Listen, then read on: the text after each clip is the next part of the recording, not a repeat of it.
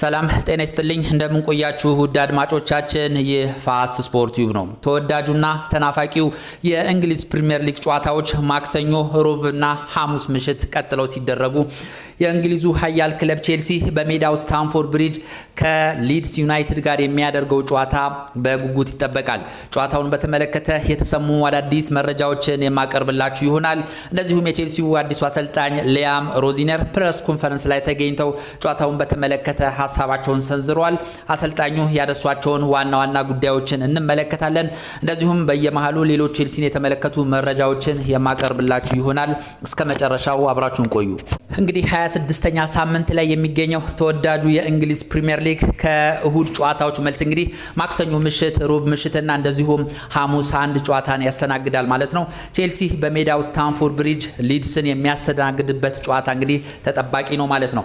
አሁን ላይ ለቶፕ ፎር የሚደረገው ፉክክር በርትቶ ቀጥሏል። እንደዚሁም ለዋንጫ የሚፎካከሩ ቲሞች አስደናቂ ተጋድሎ እያደረጉ ይገኛሉ። እንደዚሁም ላለመውረድ የሚደረጉ ጨዋታዎች አሉ። እነዚህም ጨዋታዎች እንደዚህ ከፍተኛ ፉክክር ይታይባቸዋልና አሁን ላይ የእንግሊዝ ፕሪሚየር ሊግ ከምንጊዜውም በላይ አጓጊ ደረጃ ላይ የደረሰ ይመስላል። ለዋንጫ ለመፎካከር ቀጥታ ማንቸስተር ሲቲ እና አርሰናል ትልቅ ትንቅንቅ እያደረጉ ይገኛሉ። ማንቸስተር ሲቲ እንግዲህ ሊቨርፑልን አንፊልድ ላይ በማሸነፍ ከአርሰናል ያለውን የነጥብ ልዩነት እንግዲህ ከ9 ከነበረበት ወደ 6 በማጥበብ የአርሰናል አንገት ስር መተንፈስ ጀምሯል። እንደዚሁም ለቶፕ ፎር የሚደረገውን ፉክክር ቀጥሏል። ማንቸስተር ዩናይትድ አለ። ቼልሲም ድንቅ ፉክክር እያደረገ ይገኛል። አስቶን ቪላ አለ። እነዚህ ቲሞች እንግዲህ ከዋንጫ ፉክክር ውጪ ናቸው ተብሎ ባይታሰብም ነገር ግን ለቶፕ ፎር ሆነውም ለማጠናቀቅ ከተሳካም ዋንጫውን ለማንሳት ትልቅ ፉክክር ያደርጉበታል። ኮንፈረንስ ሊግ ለመሳተፍ፣ ኢሮፓ ሊግ ለመሳተፍ እንደዚሁ ሌሎች ቲሞች ከፍተኛ ፉክክር ያደርጋሉ። ላለመውረድም የሚደረጉ ትግሎች ይኖራሉና አሁን ላይ እንግዲህ የእንግሊዝ ፕሪሚየር ሊግ ከመቼውም ጊዜ በላይ አጓጊ ደረጃ ላይ ደርሷል ማለት ነው። ከዚህ በኋላ የሚደረጉ ጨዋታዎች ሁሉም ጨዋታዎች ማለት ይቻላል በጉጉትና በናፍቆት ምን ይፈጠር ይሆን ወይ ተብለው የሚጠበቁ ጨዋታዎች ናቸው። ቼልሲ እንግዲህ ከሜዳ ውጪ ተጉዞ እንግዲህ 3 ነጥብ ከወልቭስ ማሳካቱ ይታወቃል። ወልቭስን በሜዳውና በደጋፊው ፊት 3-1 አሸንፎ ነው ወደ ስታንፎርድ ብሪጅ የተመለሰው። እንግዲህ በሜዳው አሁን ደግሞ ቀጣኛው ቲም ሊድስ ዩናይትድን የሚገጥምበት ጨዋታ ይጠበቃል ማለት ነው። ይህ ጨዋታ የሚደረገው ምሽት 4:30 ነው። ማክሰኞ ምሽት 4:30 ጨዋታ ይጀመራል ማለት ነው። አሁን ላይ ቼልሲ እንግዲህ 43 ነጥብ በመያዝ 5ኛ ደረጃ ላይ ይገኛል። እንደዚሁም ሊድስ ዩናይትድ በአንጻሩ 29 ነጥብ በመያዝ 16ኛ ደረጃ ላይ ይገኛል እና ሊድስ ዩናይትድ ላለመውረድ ሲል ጠንካራ ተጋድሎ ያደርጋል ተብሎ ይጠበቃል። ቼልሲ በእንግሊዝ ፕሪሚየር ሊግ በዚህ ዓመት በአጠቃላይ 45 ጎሎችን ማስቆጠር ችሏል። ይህ እንግዲህ በፕሪሚየር ሊግ ብቻ ነው። በአንጻሩ ሊድሶችም እንደዚሁ 34 ጎል አስቆጥሯል። ሊድሶች ብዙ ጊዜ ጎል የማስቆጠር ችግር የለባቸውም። የተከላካይ ክፍላቸው ጠንካራ አይደለም እንጂ ብዙ ጎል በማስቆጠር የሚታወቅ ክለብ ነው። እንግዲህ ሁለቱ ቡድኖች እንግዲህ ማክሰኞ ምሽት 4:30 የሚያደርጉት ጨዋታ ተጠባቂ ነው ማለት ነው። ሁለቱ ቡድኖች ማለትም ቼልሲ እና ሊድስ ዩናይትድ በአጠቃላይ 89 ጊዜ ተገናኝተዋል። ሊድስ ዩናይትድ የተሻለ የአሸናፊነት ታሪክ አለው። ቼልሲን 38 ጊዜ ማሸነፍ ችሏል።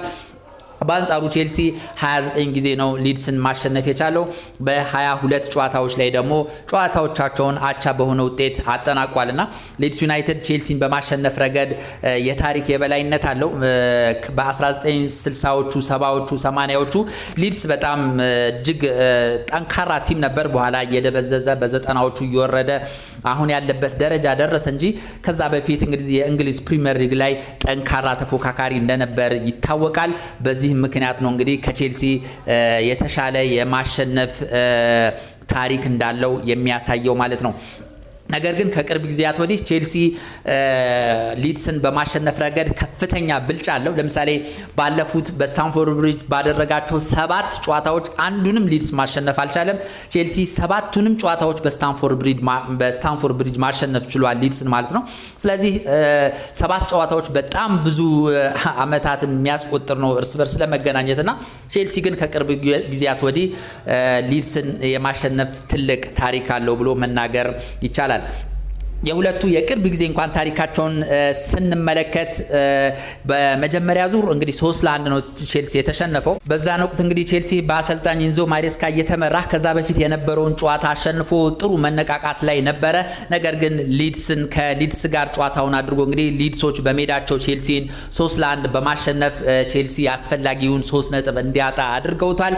ከዛ በኋላ ግን እንግዲህ ከዛ በፊት የነበረውን ስንመለከት ቼልሲ ፌብሩዋሪ 2024 ላይ እንደዚሁ በኤፍኤ ካፕ ጨዋታ 3-2 ማሸነፍ ችሏል። እንደዚሁም ማርች 2023 ላይ ቼልሲ 1-0 ማሸነፍ ችሏልና በቅርብ ጊዜያት ታሪክ ስንመለከት ቼልሲ የተሻለ የአሸናፊነት ታሪክ አለው። ሊድስ እንግዲህ ወጣ ገባ የሆነ አቋም እያሳየ ይገኛል። በእንግሊዝ ፕሪሚየር ሊግ ያለፉትን ያደረጋቸውን 5 ጨዋታዎችን ስንመለከት ጥሩ ሁኔታ ላይ ይገኛል። ኖቲንግሃም ፎረስትን ባለፈው ቅዳሜ 3-1 በማሸነፍ ጣፋጭ 3 ነጥብን ማሳካት ችሏል። በአርሰናል ነው እንግዲህ በሊጉ መሪ አርሰናል 4-0 ተሸንፈዋል። ከዛ በፊት ከኤቨርተን ጋር 1-1 በሆነ ውጤት አጠናቋል። ፉልሃምን 1-0 ማሸነፍ ችሏል። እንደዚሁም ደርቢ ካውንቲን በኤፍኤ ካፕ 3-1 በሆነ ውጤት አሸንፈዋልና ያለፉትን 5 ጨዋታዎች የሊድስ ዩናይትድ 5 ጨዋታዎችን ስንመለከት በሊጉ መሪ አርሰናል ብቻ ነው 4-0 የተሸነፉት። ከዛ ውጪ ግን አንዳቻ ተለያይተው ሌሎቹን አሸንፈዋልና በጥሩ የማሸነፍ ሜንታሊቲ ላይ ጥሩ መነቃቃት ላይ ይገኛል። አሁን ላይ ሊድስ ዩናይትዶች ቼልሲ ጥሩ ሁኔታ ላይ ይገኛል። አሰልጣኝ ሊያም ሮዚነር ቼልሲን ከተረከቡ በኋላ ካደረጓቸው 9 ጨዋታዎች 7ቱን ማሸነፍ ችሏል። በእንግሊዝ ፕሪሚየር ሊግ እስካሁን አንድም አልተሸነፉም። አሰልጣኝ ሊያም ሮዚነር በአርሰናል ብቻ ነው በካራባው ካፕ ደርሶ መልስ ሊሸነፉ የቻሉት። የቼልሲን ያለፉት 5 እንግዲህ ውጤቶችን ስንመለከት ወልቭስን 3-1 ማሸነፍ ችሏል። በእንግሊዝ ፕሪሚየር ሊግ አርሰናል 1-0 ቼልሲን ማሸነፍ ችሏል። እንደዚሁም ዌስትሃምን በአስደናቂ ካምባክ 3-2 ማሸነፍ ችሏል።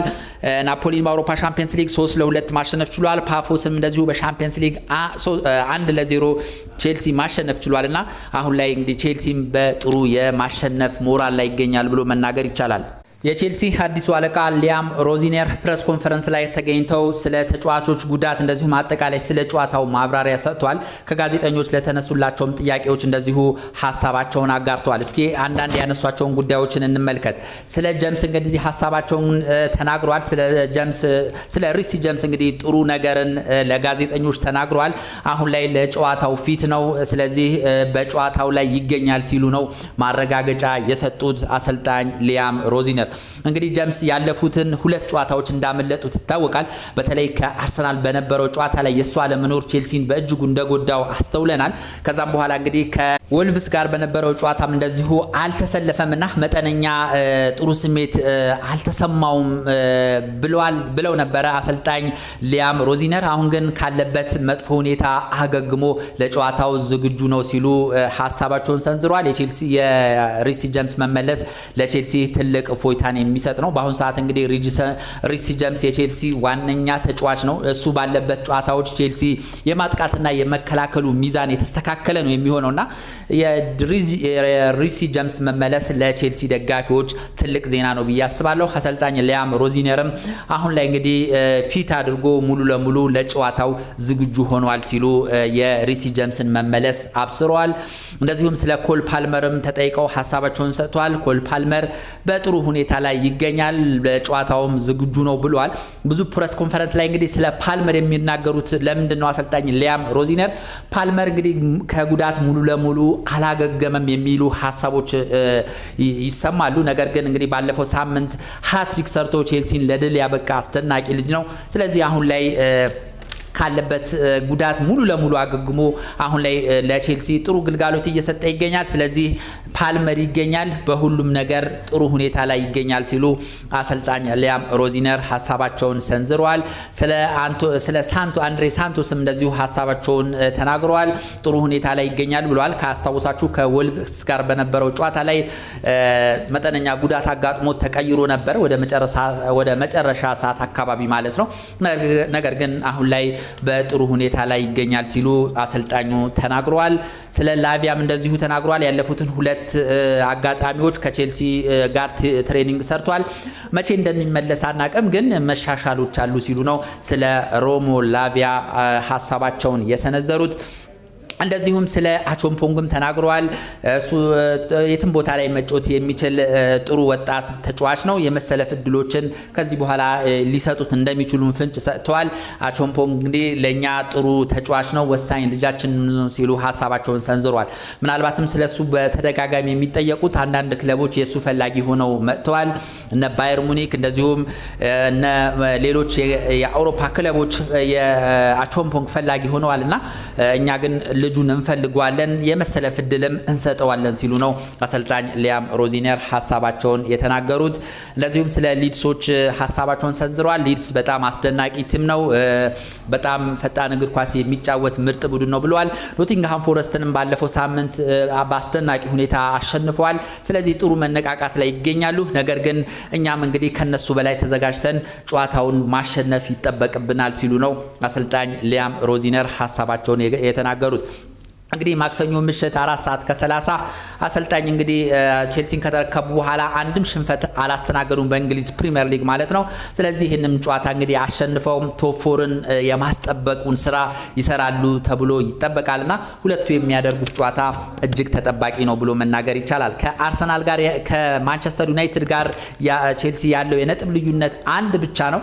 ስለዚህ እንደዚሁም ከአስቶን ቪላ ጋር ያለው የነጥብ ልዩነት በጣም ዝቅ እያለ መጥቷል። አሁን ደግሞ አስቶን ቪላ ጨዋታውን የሚያደርገው ከብራይተን ነው። ብራይተን በጣም አስቸጋሪ ቲም እንደሆነ ይታወቃልና ቼልሲ እንግዲህ ይሄንን ጨዋታ የግድ ማሸነፍ ይጠበቅበታል። የሚያሸንፍ ከሆነ ደግሞ ወደፊት ወደ ቶፕ ፎር የመጠጋት እድሉ ከፍተኛ ነው።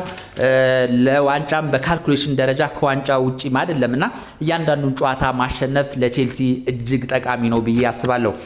የእንግሊዝ ፕሪሚየር ሊግ የ26ኛ ሳምንት የእንግሊዝ ፕሪሚየር ሊግ ጨዋታዎችን ለማስታወስ ያህል ማክሰኞ ምሽት 4:30 ላይ ወደ 4 ጨዋታዎች ይደረጋሉ። ቶትንሃም ከኒውካስትል ዩናይትድ፣ ቼልሲ ከሊድስ ዩናይትድ እንደዚሁም ኤቨርተን ከበርንማውዝ ማክሰኞ ምሽት 4:30 ላይ ጨዋታቸውን ሲያደርጉ በዛው ማክሰኞ ምሽት ዌስትሃም ከማንቸስተር ዩናይትድ ምሽት 5:15 ላይ ሲሆን ወይ ደግሞ 5:15 ላይ ጨዋታቸውን ያደርጋሉ ማለት ነው። ሮብ ምሽትም እንደዚሁ ጨዋታዎች ቀጥሎ ይደረጋሉ። ከኖቲንግሃም ፎረስት ከወልቭስ፣ አስቶን ቪላ ከብራይተን፣ ክሪስታል ፓላስ ከበርንሌ እንደዚሁም ማንቸስተር ሲቲ ከፉልሃም ሮብ ምሽት 4:30 ላይ ጨዋታቸውን ሲያደርጉ ምሽት 5:15 ሲሆን ሰንደርላንድ ከሊቨርፑል የሚያደርጉት ጨዋታ ይጠበቃል። ሐሙስ ምሽት አንድ ጨዋታ ይደረጋል። መሪው አርሰናል ከብሬንትፎርድ ጋር 5 ሰዓት ላይ የሚያደርገው ጨዋታ እንደዚሁ በእንግሊዝ ፕሪሚየር ሊግ ይጠበቃል ማለት ነው። አጠቃላይ የእንግሊዝ ፕሪሚየር ሊግ መርሃ ግብሮች እነዚህ ናቸው። የውጤት ደረጃውን ስንመለከት አርሰናል 56 ነጥብ በመያዝ ሊጉን ይመራል። ማንቸስተር ሲቲ 50 ነጥብ አለው። አስቶን ቪላ 47 ነጥብ፣ ማንቸስተር ዩናይትድ 44 ነጥብ እንደዚሁም ቼልሲ 43 ነጥብ በመያዝ ከ1 እስከ 5 ያለውን ደረጃ ይዟል ማለት ነው። እንግዲህ አንዱ ጨዋታ አንዱ ቲም ነጥብ የሚጥል ከሆነ ደረጃዎች ሊገለባበጡ ይችላሉና በዚህ ሳምንት እንግዲህ የእንግሊዝ ፕሪሚየር ሊግ ምን ያሳየናል የሚለው ጉዳይ በጉጉት የሚጠበቅ ይሆናል። ስለነበረን ቆይታ እጅግ አድርጌ አመሰግናለሁ። መልካም ጊዜ